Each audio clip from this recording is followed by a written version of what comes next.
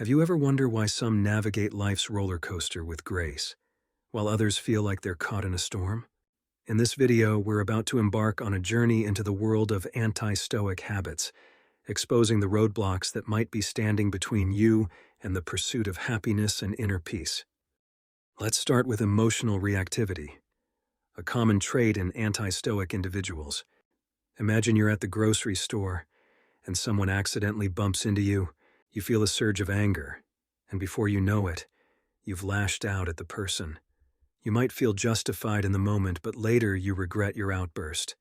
This is a classic example of emotional reactivity, where your feelings dictate your actions, often leading to regrettable decisions. Anti-Stoic individuals often find themselves on this emotional roller coaster. They allow their emotions to take the driver's seat, often acting on their immediate feelings without taking a moment to pause and reflect. So, have you ever found yourself on this emotional roller coaster? Moments where emotions seem to steer the ship, sometimes towards rocky shores? Well, it is a common experience, so don't feel bad about it.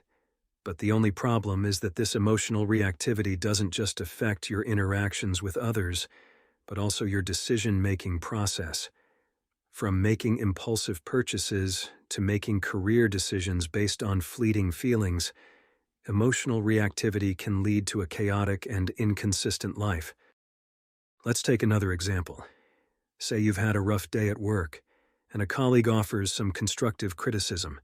Instead of taking it in stride, you feel offended and react defensively. This reaction not only strains your relationship with your colleague, but also hinders your growth. It's a clear sign of emotional reactivity, where you allow your feelings to overshadow your rational thinking. Contrast this with the Stoic approach. Stoics believe in maintaining emotional equilibrium. They understand that life is full of ups and downs, and they strive to respond calmly and rationally to external events. They pause, reflect, and then act, ensuring their actions align with their core values and long-term goals. Now, it's important to note that it's perfectly normal to experience emotions. We're human after all. The key is not to suppress your emotions, but to acknowledge them and not let them dictate your actions. It's about finding that balance, that emotional equilibrium. So if you find yourself easily swayed by your emotions, you might be exhibiting an anti-Stoic habit. Next, let's delve into excessive materialism, another anti-Stoic trait. Imagine being on a treadmill running as fast as you can, always chasing the horizon but never quite reaching it. This is what excessive materialism can feel like. It's the relentless pursuit of more wealth, more possessions, more external markers of success. But here's the catch. No matter how much you acquire, it's never enough. You're always left wanting more, caught in a perpetual cycle of desire and dissatisfaction. You see, the habit of placing too much importance on material possessions is like a trap, a mirage that promises happiness but often delivers emptiness instead. It's the shiny new car that loses its charm after a few months, the expensive designer bag that's soon replaced by a newer model, the sprawling mansion that feels strangely hollow. It's easy to fall into this trap. We live in a society that often equates wealth with success, that tells us we're only as good as our latest purchase. But the Stoics knew better.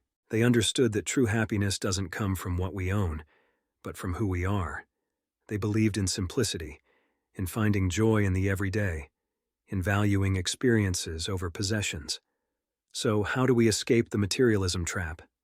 By realizing that our worth isn't determined by our bank balance or the brand of our watch, by understanding that the pursuit of wealth for its own sake can lead us down a path of endless dissatisfaction, by remembering that it's not material possessions, but our actions, our values, our relationships that truly enrich our lives. This doesn't mean we should shun wealth or possessions altogether. It means we should strive for a balanced approach where we enjoy what we have without allowing it to define us or control our happiness. Remember, the key to happiness lies within, not in the latest gadget or a fat bank account. Because at the end of the day, you can't take it with you. But what you can take is the contentment that comes from knowing you've lived a life true to your values, a life well lived. That, my friends, is the true measure of success. Moving on, let's talk about the avoidance of self-reflection.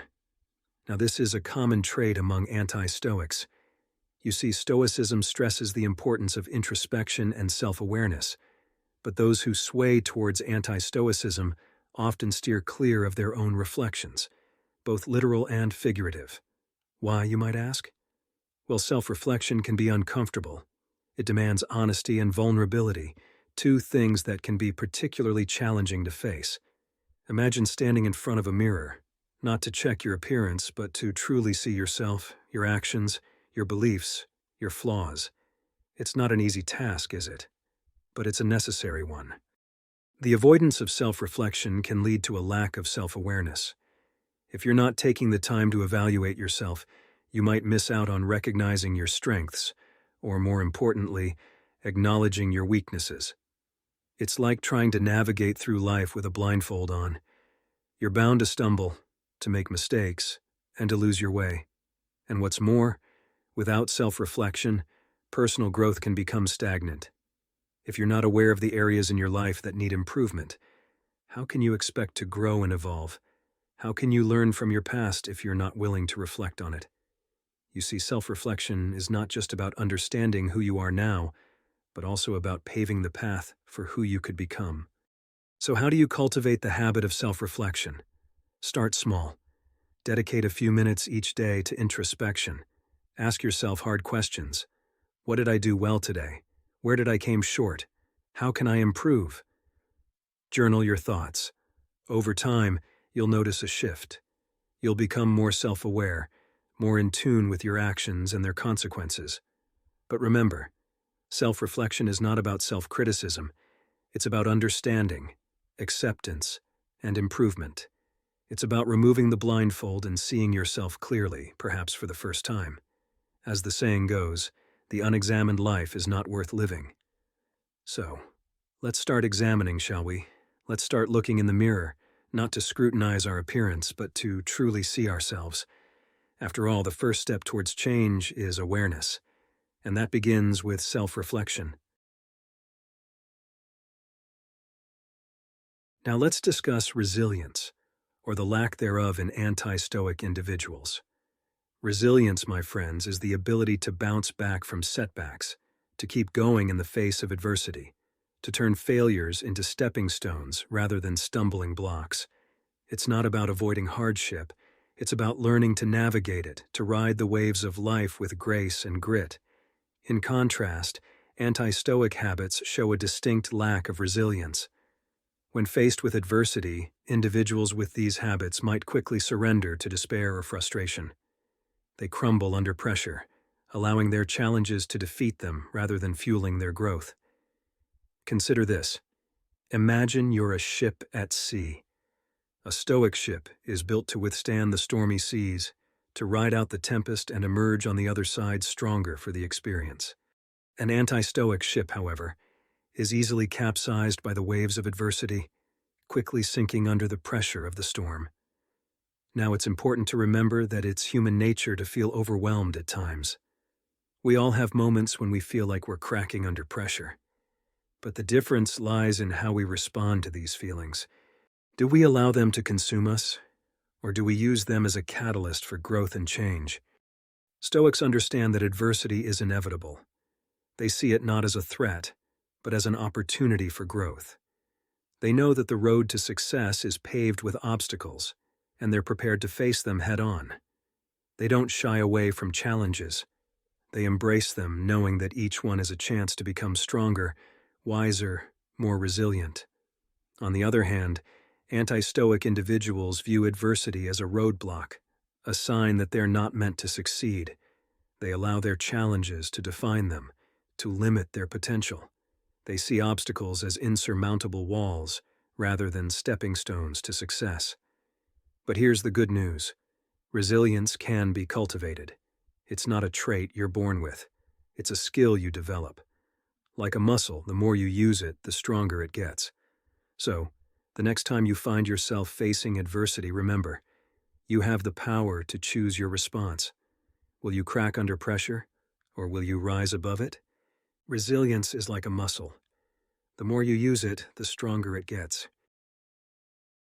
Now let's look at unjust behavior, a habit that is strongly anti-Stoic. Picture this: a person who prioritizes their own needs and desires, completely overlooking the well-being of others.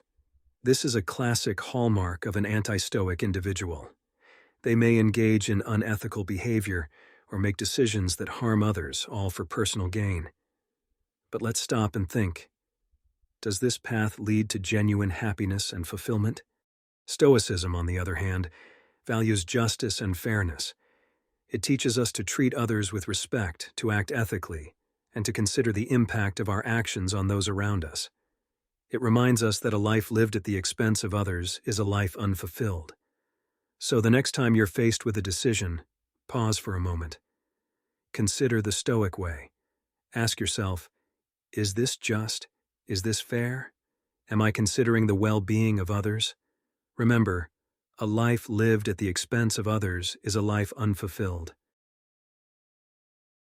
In the next video, we're diving into more anti-Stoic habits. We're going to uncover everything from the art of complaining to the epic battle against change. Intrigued? Hit that subscribe button so you don't miss that video. Until then, stay curious, stay engaged, and stay stoic.